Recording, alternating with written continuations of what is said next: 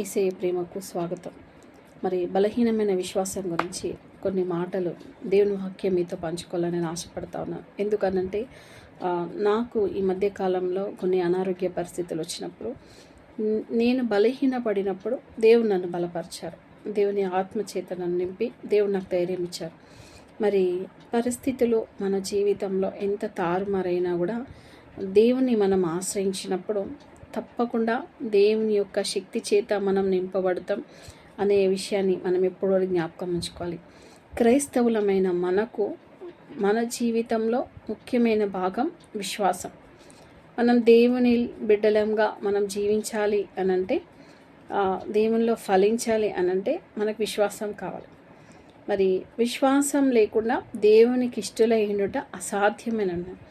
మరి నువ్వు క్రైస్తవుడు అయినప్పటికీ కూడా నీలో విశ్వాసం లేకుంటే అంతా కూడా నీ భక్తి శూన్యమైపోతుంది. దానిలో ఎలాంటి ఏమంటారు ఫలాలు అంటే ఏమీ ఉండవు. కాబట్టి నీలో విశ్వాసం అనేది చాలా ముఖ్యం. ఇక్కడ రోమా పత్రిక 4వ అధ్యాయము 19వ వచనంలో చూస్తే, మరియు అతడు విశ్వాసం నందు బలహీనుడు కాక అని అబ్రహాము గురించి రాయబడింది. ఇక్కడ పౌలు భక్తుడు అబ్రహాము గురించి రాస్తాను. మరి అబ్రహాము విశ్వాసంనకు జనకుడు. అబ్రహాము మన ధ్యానించినట్టయితే అప్పటికి ధర్మశాస్త్రం లేదు, కానీ ఆయన ఎంతగా దేవుని ప్రేమించినాడు. దేవుని యొక్క చిన్న స్వరంనకు లోబడి దేవుని పిలుపునందుకొని అందరినీ కూడా విడిచి వచ్చినాడు. అంతేకాకుండా నీకు సంతానం ఇస్తా అని చెప్పినప్పుడు దాదాపు 25 సంవత్సరాలు సంతానం కోసం ఎదురు చూస్తున్నాడు అబ్రహాం. చూడండి, ఇక్కడ రమారమి 100 ఏళ్ల వయసు గలవాడై ఉండి అప్పటికి తన శరీరం మృతతుల్యమైనట్టును శారా గర్భంను మృతతుల్యమైనట్టును ఆలోచించెను గాని ఆ అవిశ్వాసం వలన దేవుని వాగ్దానాన్ని గురించి సందేహింపక, ఇంకా 100 సంవత్సరాలంటే మరణానికి సమీపంగా ఉన్నారు, కానీ అయినా కూడా ఆయనలో ఎలాంటి సందేహము అవిశ్వాసం అనేది లేదు. ఆయనలో ఎలాంటి సందేహం అవిశ్వాసం అనేది లేదు.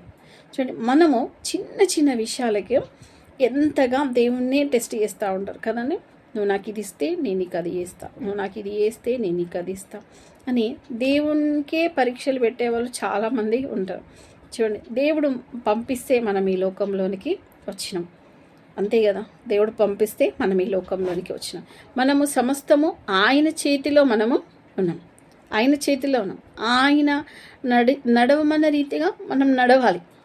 శ్రమలు వచ్చినప్పుడు, మనలో అవిశ్వాసం వచ్చినప్పుడు దేవుని ఆశ్రయించాం. దేవా, మరి నేను ఈ శ్రమకు తట్టుకోలేకపోతున్నా, నాకైతే నమ్మకం ఉన్నది నీ మీద, నువ్వు తప్పకుండా నన్ను విడిపిస్తావని నాకు నమ్మకం ఉన్నది, నాకు సహాయం దయచేయి అనేసి మనం ప్రార్థించాలని.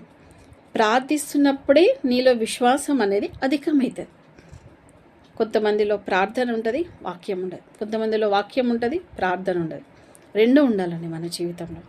రెండు ఉన్నప్పుడే నువ్వు విశ్వాసంలో స్థిరంగా నిలబడగలుగుతావు.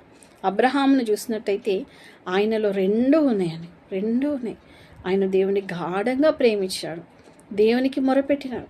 అందుకనే ఆయన అన్ని సంవత్సరముల వరకు కూడా ఆయన విశ్వాసాన్ని కాపాడుకున్నాడు. చూడండి, నీ జీవితంలో ఎదురయ్యే సమస్యలకు నీ విశ్వాసాన్ని కోల్పోకు, నీకున్న భక్తి జీవితాన్ని కోల్పోకు. నువ్వు విశ్వాసంలో బలహీనపడకు. ఎంత అంటే కొన్ని సందర్భాల్లో మనం అనారోగ్య పరిస్థితులే కాదు, ఆర్థిక ఇబ్బందులు కావచ్చు, అందరూ మనల్ని వెలివేసినట్టుగా ఉండవచ్చు, మనకి ఎక్కడి నుంచి కూడా ఏ దారి కనిపించదండి. ఒక్కొక్కసారి మనము నెలల తరబడి ఎదురు చూసినా, సంవత్సరాల తరబడి ఎదురు చూసినా కూడా మనకి ఏ దారి కనిపించదు. అయినా మన విశ్వాసాన్ని కోల్పోకూడదు. ఈ సంవత్సరాల తరబడి ఎదురు చూసే దాంట్లో మనం ఒక దానిని బట్టి దేవుని స్తుతించాలి. ఒక్కదాని ఏం కాదు, చాలా వాటిని బట్టి దేవుని స్తుతించాలి.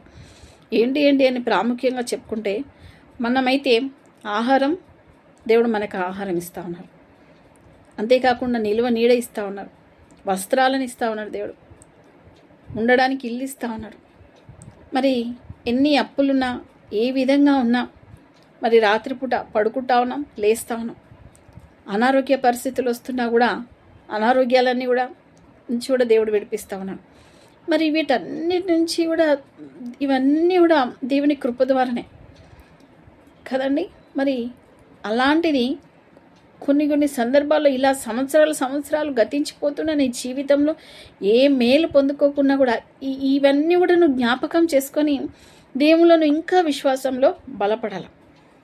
పెద్ద పెద్ద కార్యాలు నా జీవితంలో జరగకపోయినా కూడా దేవుడైతే నన్ను పోషిస్తూ ఉన్నాడు, కాపాడుతూ ఉన్నాడు, స్వస్థతనిస్తూ ఉన్నాడు. ఈ క్షణంతో నా పని అయిపోతుంది అనుకున్న సందర్భాల్లో కూడా దేవుడు నన్ను బ్రతికిస్తూ ఉన్నాడు అనేసి నువ్వు దేవుని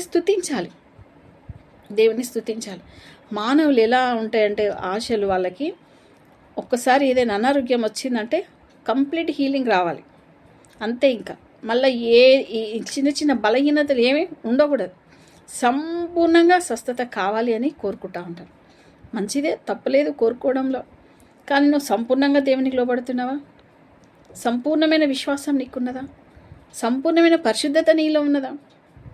ఇవన్నీ కూడా గమనించుకోవాలని చూడండి. పౌలు భక్తుడు అంటాడు, బ్రతుకుట క్రీస్తే చావైతే లాభమే అన్నాను. మరి యోబు భక్తుని చూస్తున్నట్టయితే యెహోవా ఇచ్చాను, యెహోవా తీసుకొని పోయాను, యెహోవా నామమునకు స్తుతి కలుగును గాక అన్నాడు. నీ జీవితంలో ఏది వచ్చినా, ఏమి జరిగినా, ఏమి నష్టపోయినా కూడా నువ్వు దేవుని యందు విశ్వాసం ఉంచడం మానుకోవద్దు. మనుషులు అనుకోవచ్చు, ఈమె ఇంత ప్రార్థన చేస్తుంది లేదా ఇంత ప్రార్థన చేస్తాడు ఈయన, ఎందుకు ఇన్ని అనారోగ్యాలు, ఎందుకు ఇన్ని కష్టాలని మనుషులు అనుకోవచ్చు. అనుకోనివ్వండి.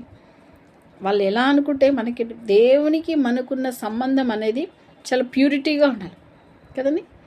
చాలా స్వచ్ఛత, చాలా పరిశుద్ధత.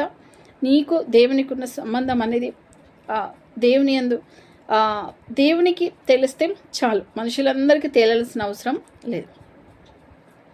నీ విశ్వాసం అనేది బలహీన పడిపోతుంటే నువ్వు దేవుని అడుగు, దేవా నేను బలహీన పడిపోతాను, నన్ను విశ్వాసంతో నింపు అన్న దేవుని అడుగు. తప్పకుండా దేవుడు నీకు విశ్వాసం ఇస్తాడు. చూడండి, స్టెఫెన్ కాదండి, సంసోను ఆయన పాపం తప్పు చేసిండు, కానీ చనిపోయే ముందు అడిగిండు, దేవా ఈ ఒక్కసారి నన్ను బలపరచు అని అడుగుతాడు. అడిగినప్పుడు దేవుడు ఏం చేస్తాడు, ఆయన బలపరిచాడు. ఆయన కళ్ళు లేని స్థితిలో చుట్టూ జనమందరూ ఆయన చుట్టూ గుమిగుడినారు. ఇంకైనా ప్రాణం పోతుంది అప్పుడు. అయినా కూడా ఆయన విశ్వాసంతో అడిగాను, నాకు ఒక్క అవకాశం ఈ దేవా అని అడిగాను. దేవుడు ఆయన బలపరిచి ఫిలిష్తీయులందరినీ ఒక్క దెబ్బతో అంతమొందించడానికి దేవుడు ఆయనకు బలం ఇచ్చినాడు. చూడండి, మనం మరణపు టంచుల్లో ఉన్నా కూడా మన విశ్వాసాన్ని కోల్పోకూడదు. దేవుని బిడ్డలమైన మనము బ్రతుకుట క్రీస్తే చావైతే లాభమే అనుకోవాలి. మనము ఈ లోకంలో ఏదో సంపాదించుకోవడానికి, ఏదో మంచిగా బ్రతకడానికి పాపం తట్టు పరిగెత్తకూడదు. నీకు నష్టమైనా సరే నువ్వు దేవుని బిడ్డగానే జీవించాలి. చూడండి, బలహీనమైన విశ్వాసంతో నీ ఆత్మీయ జీవితాన్ని పతనము చేసుకోకు. మనుషుల కోసం, ఇరుగు పొరుగు వారి కోసం, లేదా ఉద్యోగం కోసం మరి నీ ఆత్మీయ జీవితాన్ని బలహీనమైన విశ్వాసం తట్టు నడిపించకు. నీ జీవితాన్ని దేవుని చేతిలో పెట్టు. దేవుడు నిన్ను విశ్వాసంలో బలపరుస్తాడు. నీ శక్తి, నీ సొంత జ్ఞానం వల్ల నువ్వు విశ్వాసాన్ని పొందుకోలేవు. దేవుని శక్తి కావాలని దేవుని ఆశ్రయించాలి. గంటల తరబడి గడపాలి దేవుని సన్నిధానంలో, మొక్కరించి ప్రార్థించాలి. అప్పుడు నువ్వు ఎంతగా నీకేమైనా కూడా మనుషులు నేను నిందించినా, అవమానించినా, ఎంతగా నేను చీదరించుకున్నా కూడా, నీకు ఏది వచ్చినా కూడా నువ్వు దేవునిలోనే ఉంటావని, దేవుని యందే విశ్వాసం ఉంచుతావు. ఇంకా ఏది కూడా నేను దేవుని నుండి ఎడబాపదు. అలాంటి జీవితాన్ని మనం అందరం కూడా కలిగి ఉండాలి. దేవుడి మాటలను మనందరి హృదయంలో ఫలింపజేయును కాక. ఆమేన్. చిన్న ప్రార్థన చేసుకుందాం.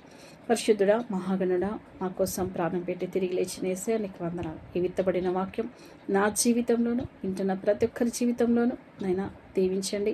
ఎవరైతే అవిశ్వాసంతో ఉన్నారో, విశ్వాసంలో బలహీనులుగా ఉన్నారో దేవా, వారందరినీ కూడా బలపరిచి నీ రాకడ సమయం వరకు నైనా అందరూ కూడా నీలో నిలిచి ఉండేలాగున తండ్రి, మరి ప్రతి ఒక్కరి వారి హృదయాలను నీకు సమర్పించుకునే విధంగా ప్రతి ఒక్కరిని కూడా ప్రత్యేకపరచుకొని దీవించమని వేడుకుంటూ యేసుక్రీస్తు నామములో అడిగి వేడుకొచ్చున్నాం తండ్రి. ఆమేన్.